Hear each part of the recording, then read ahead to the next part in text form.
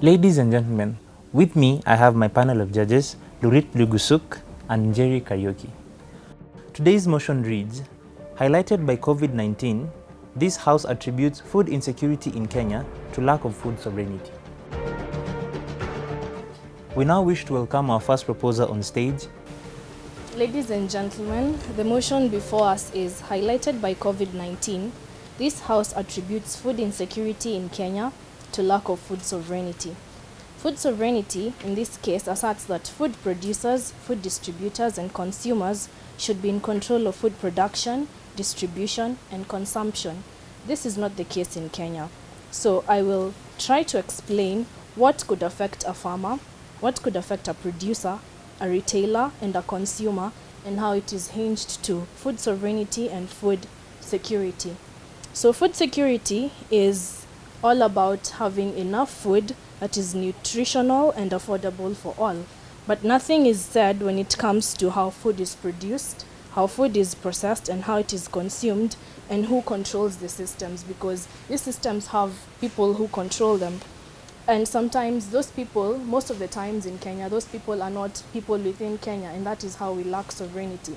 Because Kenya, in the wake of this pandemic, is relying on food aid, and that is how we see food insecurity being more highlighted, because a beggar has no choice. So whatever aid Kenya gets from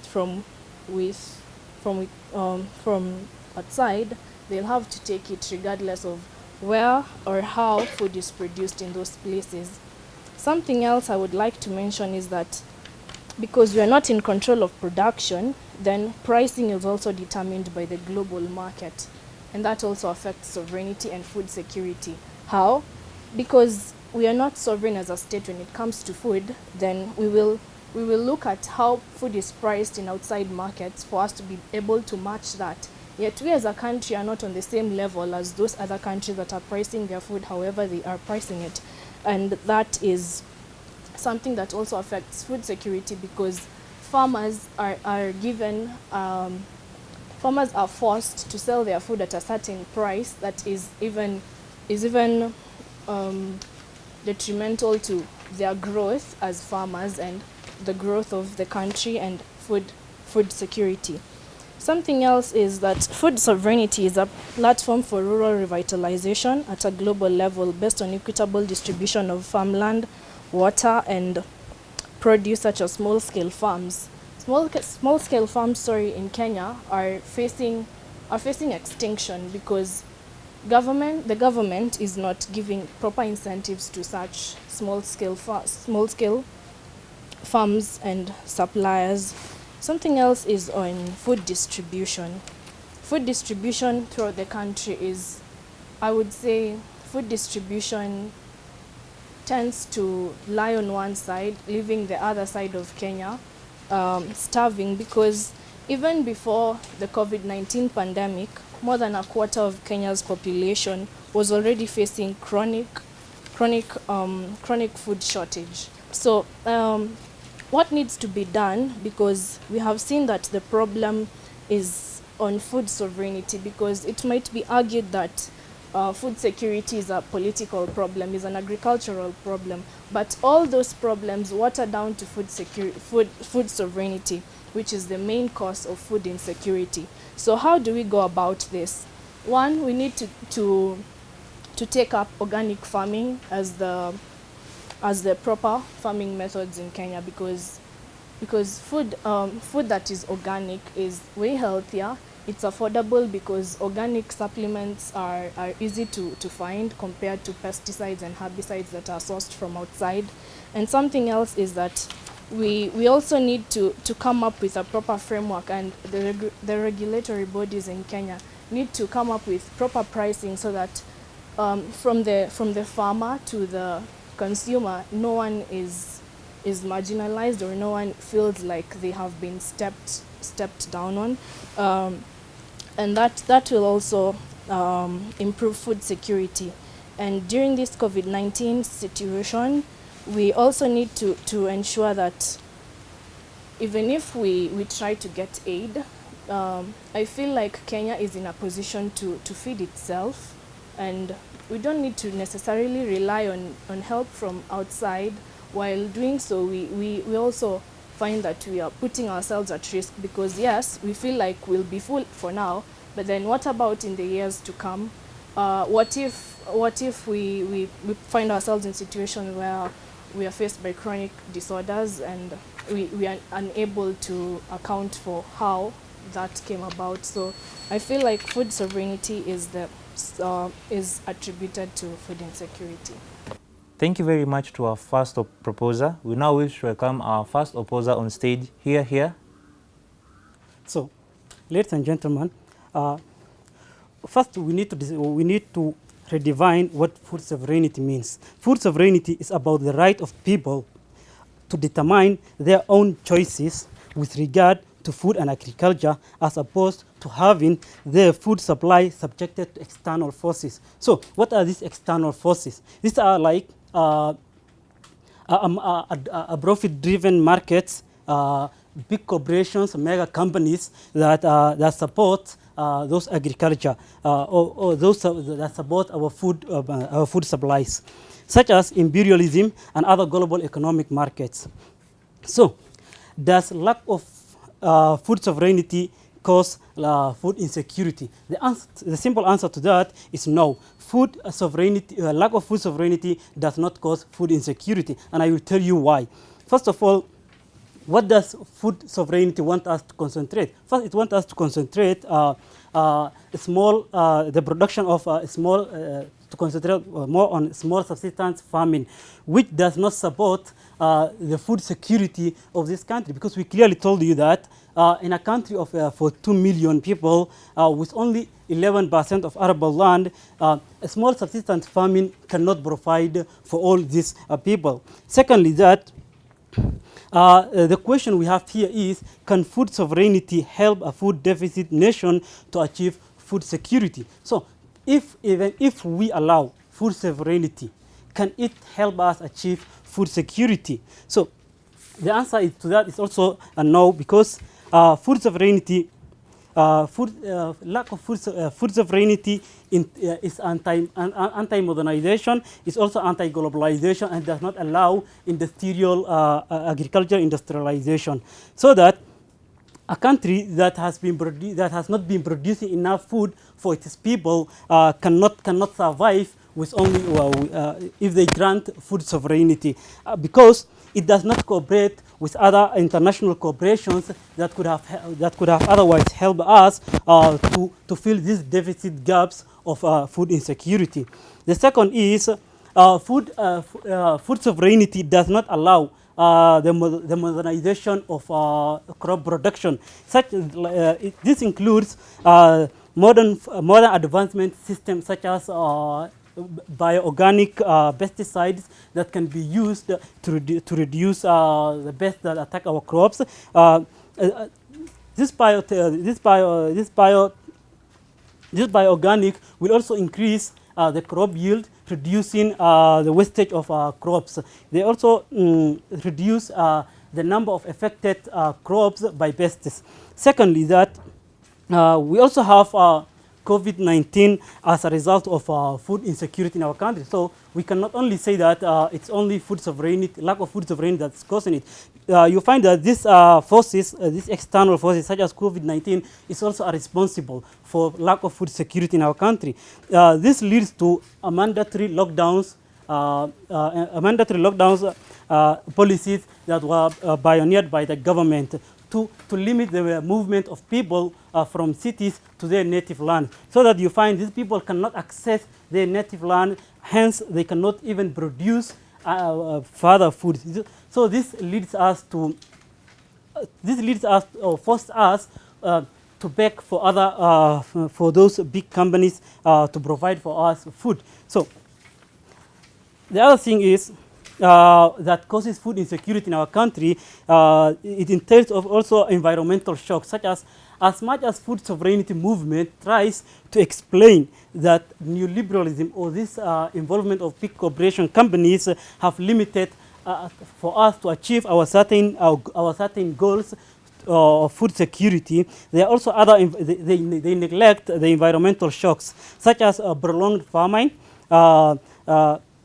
prolonged drought and famine, soil erosion, unfavorable rainfall, which can be cut short. We showed you that last year we have had a short of 100 millimeter rainfall. So how can we sustain from two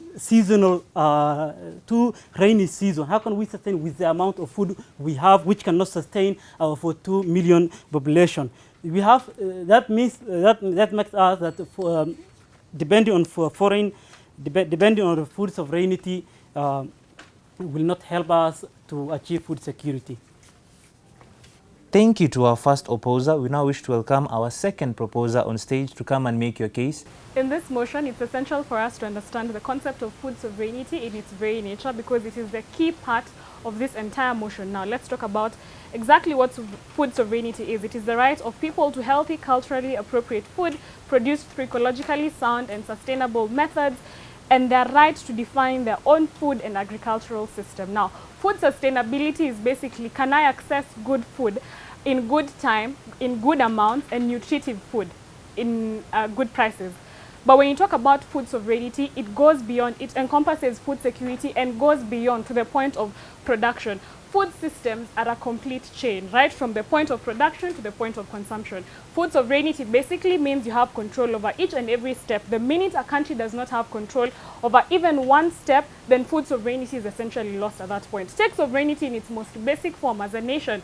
For you to consider yourself sovereign, you have to have control over economic factors, political factors, social factors. As long as any one of these factors is out of your control as a country, you are not considered sovereign. Now, I would like to engage the points that have been brought on board by the opposers of this motion, and they've talked about sustainability and the concept of sovereignty. First of all, sustainability directly translates to sovereignty, because once you are sovereign, you are able to be in a position where you control certain factors and that gives you sustainability. Once you know what happens when, what is necessary for what to happen, once you have that system going, you have sustainability. Let's talk about globalization. They've talked about how sovereignty tends to take away the concept of globalization, which is essential. Globalization in relation to food security exists in a utopic society, in a society where people are not greedy enough to try and commodify food over and above its essential needs.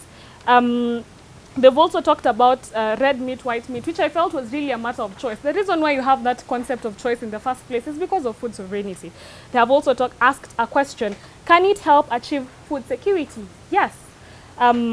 They've also mentioned a point of 11% of arable land in Kenya. How can it feed 42 million? And I'll bring to you the concept of sustainability in terms of, and sovereignty in terms of new inventions. Sovereignty, where you want to have everything under your control, gives you the ability to start thinking over and above. If I cannot control climate and it's affecting my food security, how will I control, what else can I do in order to have the same output at the end of the day when one factor is out of my consideration? And that is why countries like Holland have come up with innovations like the hydroponics. You do not need land. You do not even need to go ahead and reclaim land. You just need to be innovative enough like Holland.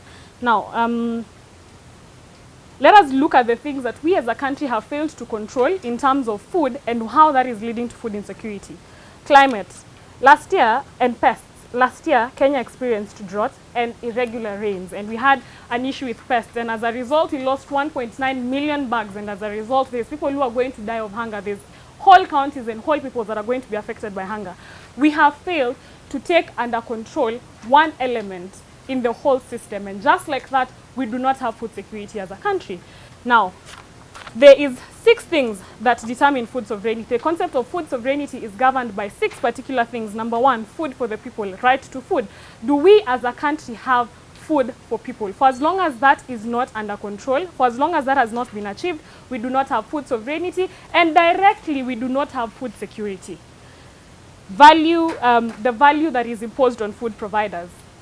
If we as a country do not have the mechanisms to ensure that the farmer, the low-key farmer who is going to provide this particular food, whose inputs are going to go into that farm, and the output is going to be food for the consumer on the other side, once we do not have a control over that, once we do not we do not give funds, then essentially we don't have food security, and that already ties back to food sovereignty. Have we localized our food systems as a country? No, we still keep importing, and that is why one of my teammates mentioned that we as a country grow and are the biggest exporters of tea in this world. However, we cannot process that tea. We don't have that sovereignty, and that is why we buy tea at a more expensive rate than we exported it for. And that basically means that if tea was to become a food, if tea was to become food today, then we'd not be able to afford it. And expensive food ties back to food security and inevitably ties back to food sovereignty. Can we control certain things, territory, land, water? Yes. And when we talk about how we've controlled those ones, like in central Kenya, you see how we have food security in those regions.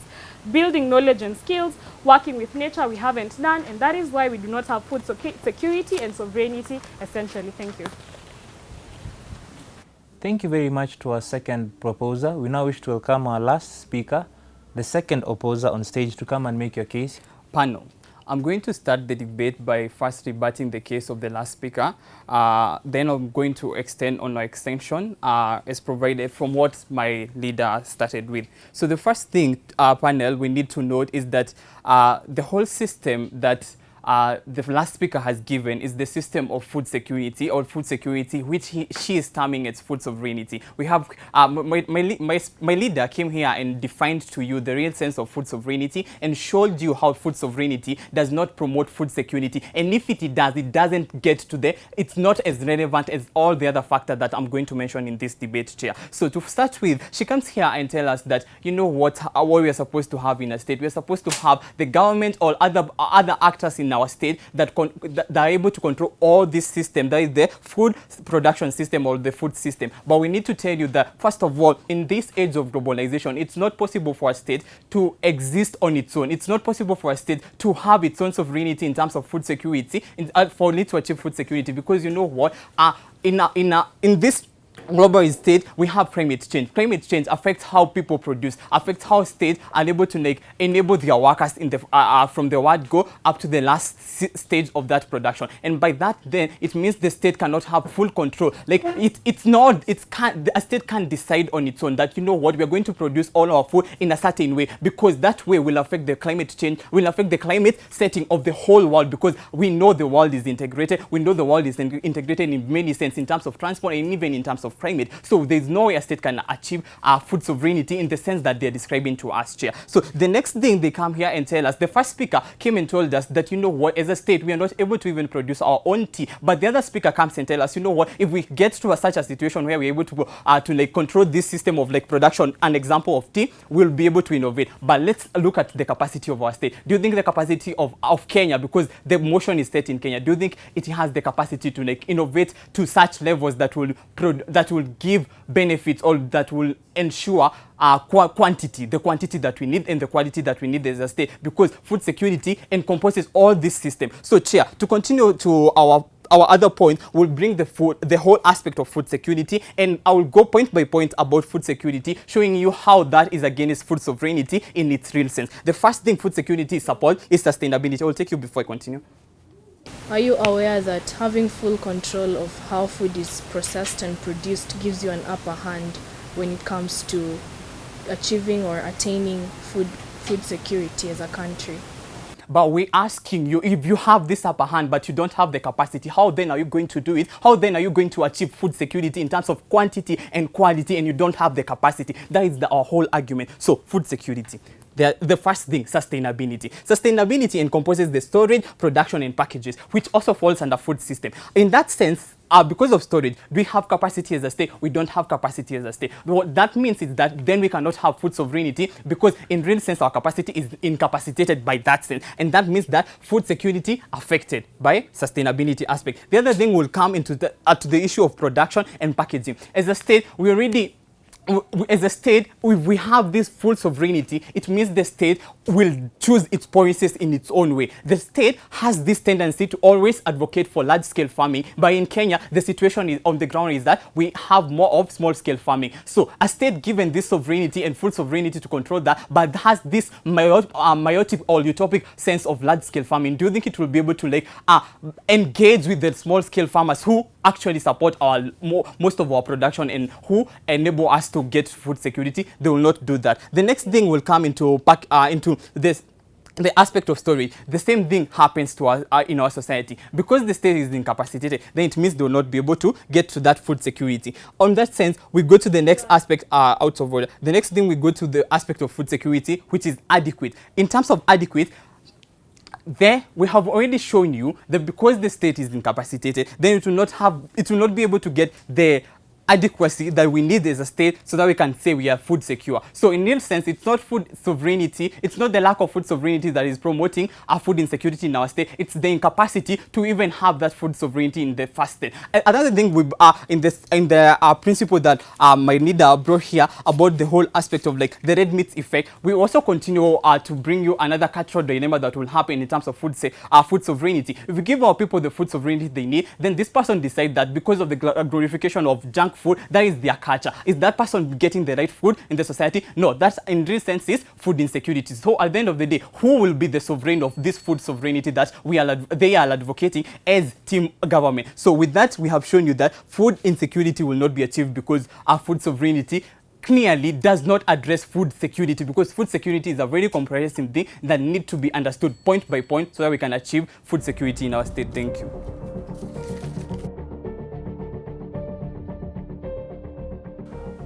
On a unanimous decision, the judges agree that the proposition carries the day. The motion seeks to ask the question, what are the causes of food insecurity? Proposition answers this question by saying, lowering the prices of different food commodities within the market in order to boost their sales, in the effect ends up lowering their whole profit margins. In another answer, they also seek to answer the question by saying, the country does not quite control its whole food system, and this in turn ends up affecting the whole autonomy of the whole food production system. And third but not least, they answer the question on sustainability in trying to give an example of how Netherlands has been using different hydroponic methods in trying to boost food security. In this, we as the panel find that they were able to also answer the question on insustainability as to how food security does not quite answer into the question as to land availability and matters such as those. One of the greatest points given by the opposition's case is on matters globalization and culture, which was well rebutted by the proposition's case in trying to explain that globalization and culture are factors that affect the choice of food in which a person takes rather than affecting the food security situation within a certain country. We therefore find that the proposition are able to carry the day because of the following reasons. One, in explaining the different prices of different commodities within the market, they not only affect as to how farmers are going to be producing this food, but they also affect how the consumers are going to be buying the same particular amount of food. We also find that the point on the controlling of food systems affects the whole general food system chain within a country, and therefore becomes a reason as to why a country suffers from food insecurity. And on the question of insustainability, we found that if a country cannot be able to be innovative enough, or if a country cannot come up with sustainable methods within they are going to be able to be producing different types of goods and services that are able to boost within their food production services. And in the example that was given on Netherlands, we therefore find that their insustainability point carries the day. And last but not least is on the aspect of standards. Standards and affordability come in hand, and it was clearly explained by the proposition's case. Thank you very much for tuning in. Let us know your thoughts and opinions in the comment section down below. Thank you.